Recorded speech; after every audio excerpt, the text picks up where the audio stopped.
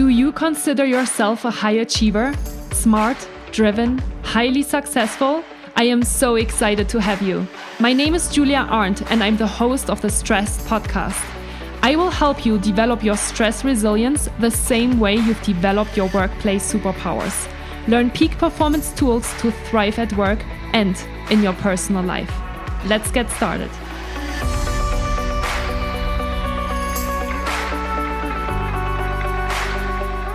Hi, and welcome back to Stressed, the podcast to develop your next workplace superpower. My name is Julia Arndt, and I'm a peak performance coach, stress management trainer, and of course, the host of this show. And I am really excited to have you here. No matter if you're listening to this podcast for the very first time, or if you're a repeated listener, I'm excited to share today's podcast episode with you because it's a very personal one. It is something that I have been dealing with over the last couple of months, and I wanted to share with you today my learnings, and I want to share with you a couple of tools and techniques of how I created a little bit more awareness around how I can truly live my authentic life, but also how I can represent myself as a very authentic person. And before we're jumping into today's podcast episode topic, I want to remind you really briefly that if you are listening to this podcast before April 29th, 2020, then you still have the chance to apply to be part of my research study that I'm starting on May 1st with BrainTap Technologies. I am super excited about this collaboration.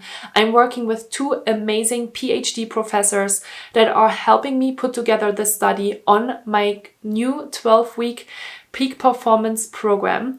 And if you want to be part of it, if you are interested to change your life, if you have been looking to create a new lifestyle, to create new routines, new habits, and more powerful workplace tools into your life, then, well, let me tell you, it's exactly what you should be doing. You should be heading over to my website right now and applying in order to be part of the study. We are recruiting 20 people in order to go with us through 12 weeks of empowerment. And I really hope to see you there. So if you are interested, if you say, yes, this is the perfect time to do something like this, then I would love to see you there. So make sure that you come over to peakperformancemethod.com. I will also leave this more specific link in the show notes as well, so you know where to head to and where to apply at. And yeah, and then hopefully I'll see you at the BrainTap study on May 1st. If you want to learn more about Dr. Patrick Porter, if you want to learn more about the study, then you can also check out some other podcasts that I have been creating. There is one podcast interview with Dr. Patrick Porter, the very first time I actually met him at the end of December, that's called How to Maximize Your Brain Function, which is super powerful and super interesting because it talks about all of our different brainwave states and how we can use them to our advantage in order to really bring change into our lives. And then I have also very recently interviewed Dr. Patrick Porter as a special for this upcoming study in order to have him explain a little bit more what we are exactly doing on a conscious and subconscious level in order to help you bring change into your life. Because I'm going to teach you, of course, 12 modules on the peak performance method, and then it will be supported by BrainTap sessions as well.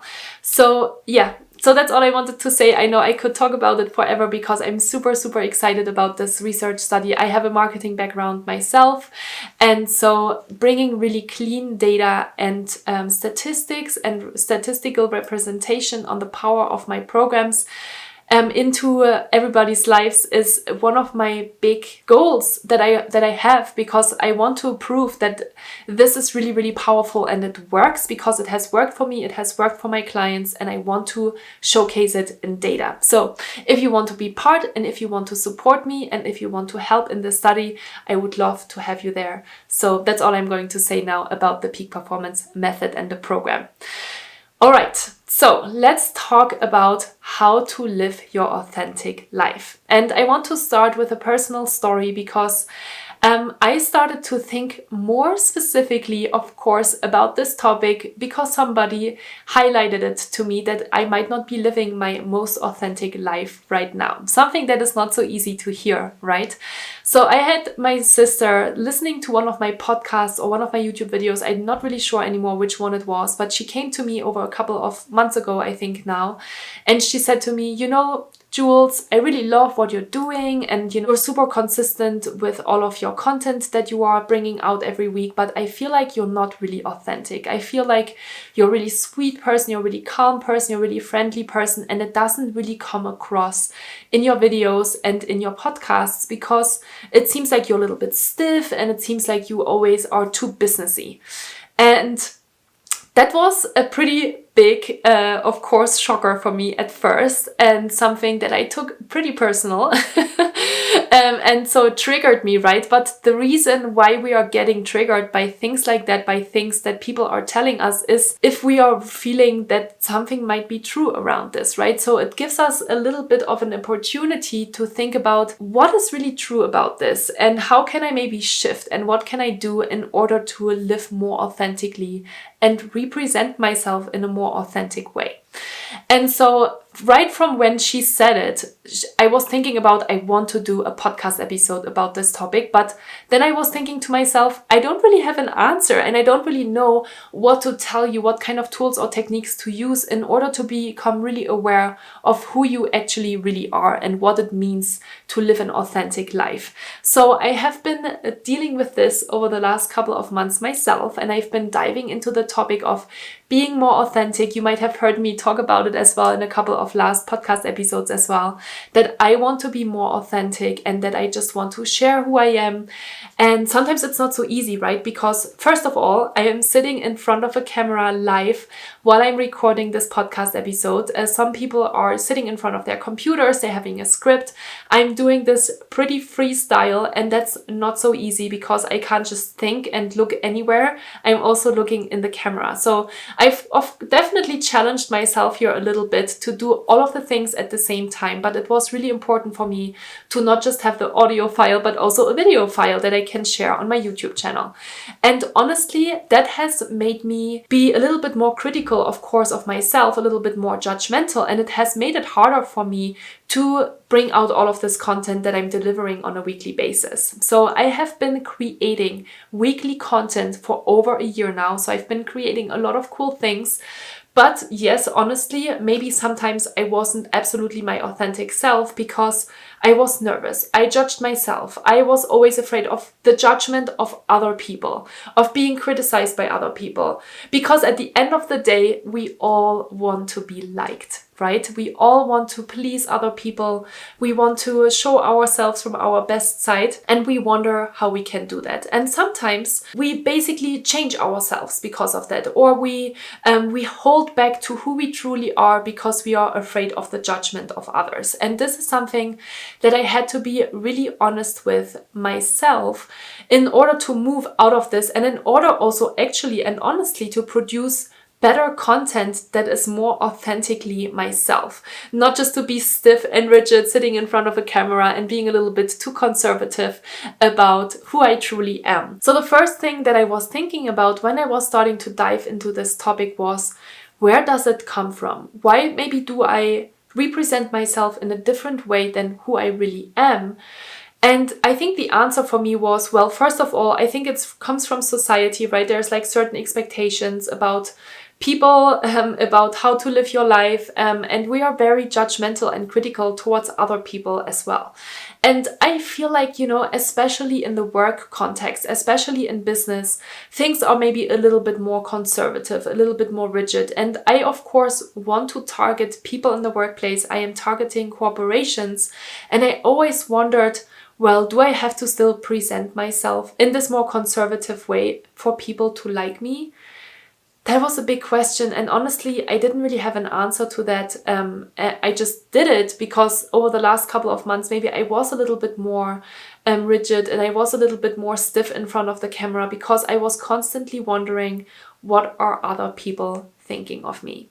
How will people perceive me? Of course, now I'm almost like a public figure. I'm showing my life. I am sitting in front of a camera on a weekly basis. Sometimes I feel and then I have to make myself up because I am super, super ambitious about putting out regular content, and I'm holding myself true to it because I really believe in it. But at the same time, it was sometimes really difficult. So where does it come from? My answer to that was, well, there are certain expectations and we are trying to fit in, right? We are trying to maybe not even stand out. We are trying to fit in. We are trying to fit into that framework or into that structure of a business context. And of course, me as well with my business. And so maybe I didn't really show myself from my side because I was afraid to be judged and I was afraid to be criticized and I was afraid to not please other people. And that was, of course, really hard to assume. But once I assumed what was going on and I relaxed a little bit more into the fact that I am the person that I am. And even though I think I might need to be a certain way, I actually think that I am better if I am my true self, if I am my authentic self. Because every time, of course, I am working one-to-one with people, or if I am going to talk at a presentation or something like that, I actually feel more like my authentic self. And usually people connect a lot better with me when I am that way, because I am just a human being like you and your partner and the people around you are.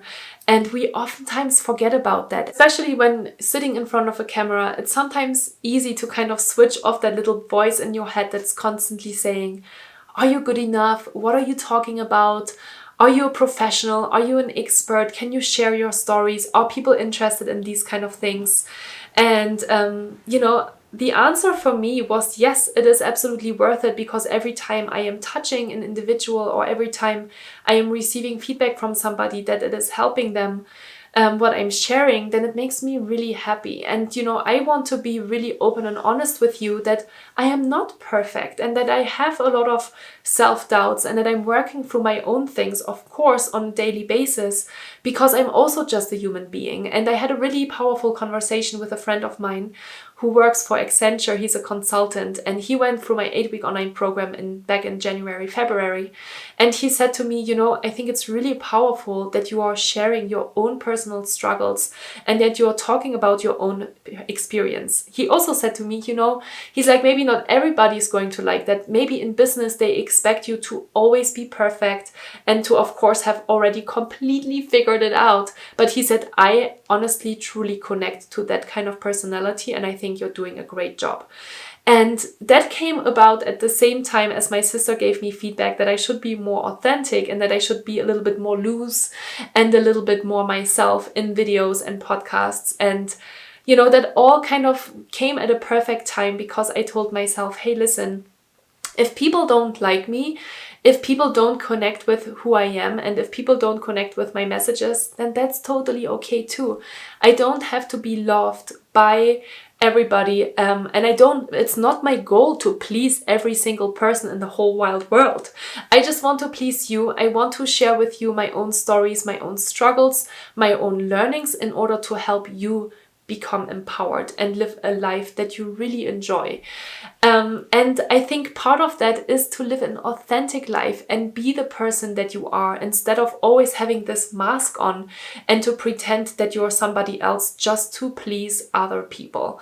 Because that is very tiring, that is very stressful and exhausting, and it's not going to really take you anywhere, or it is going to take you somewhere where you're also not happy with in the first place. Right? Do you know what I mean by that? So, for example, if you are always having a mask on you and you're trying to be this person that maybe deep down inside yourself, you don't feel that way. And then maybe, for example, you land a job because you were this kind of masky person. And then you start that job, you realize maybe this job is not even for you, because that's not who you are, right? That's not your authentic self, and you're not living by your true values and beliefs that you have. And that doesn't just apply, of course, to the business and work context. It also applies to your personal life. And when we're talking about authenticity, I think it is also really important to talk about vulnerability, about being open to showing who we truly are and being open to share the struggles that we have. And this is something that I'm talking about a lot. I'm sure that, if you're listening to this podcast for a while now, you know that I'm talking about vulnerability in the workplace. Why is that so powerful? Well, because we are all human beings and we have forgotten, we have almost unlearned to to be our authentic self because we are trying to fit in, we are trying to blend in, and we're trying to adapt so that everybody thinks we are good, right? Because let's be honest, the external recognition that we are getting from certain things that we are doing is because of the work that we are doing. And then we tell ourselves these stories that that's just the only way of how people really like us. And I want to really challenge this belief today. And I had to challenge it for myself, in my own, of course, story. But I want you to start challenging that as well. Who are you really? Do you live by your values? Do you live by your beliefs? Or are you maybe currently wearing a mask? Do you feel like you're wearing a mask? Do you feel like you're not yourself, no matter if it is in a relationship or in a work situation? Are you your authentic self? And what I think is really powerful in this regard is that you should maybe take a piece of paper or just spend a little bit of time journaling or thinking about, what am I really passionate about? Who am I? And who do I want to become? That is so powerful and something that we so rarely think about. I almost feel like everybody should teach that in school, right? We should be learning to really identify our own values and to live by our own values on a daily basis. And to also check in with ourselves and ask ourselves, am I really comfortable doing the things that I'm doing? Or why am I not feeling comfortable, right? I'm sorry, by the way, if you're hearing some grunts in the background, it's my dog Izzy that's laying right next to the camera and to the speaker.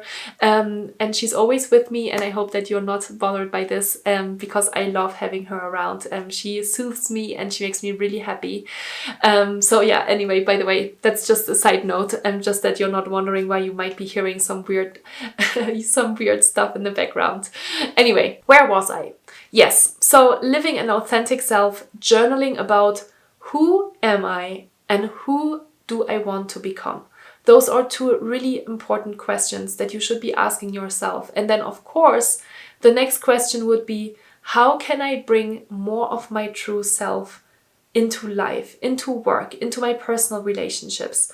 Who do I want to be? And I actually love creating these lists of values as well, because it's a powerful check-in if you have to make a decision, or if there's a challenging situation in your life where maybe first of all you get triggered and you feel angry, and then you tell yourself, hey, that's actually not who I want to be, because here on the list of values it says that I want to be adventurous, I want to be fun, I want to be independent, I want to be focused, or whatever it is that is important to you in your life.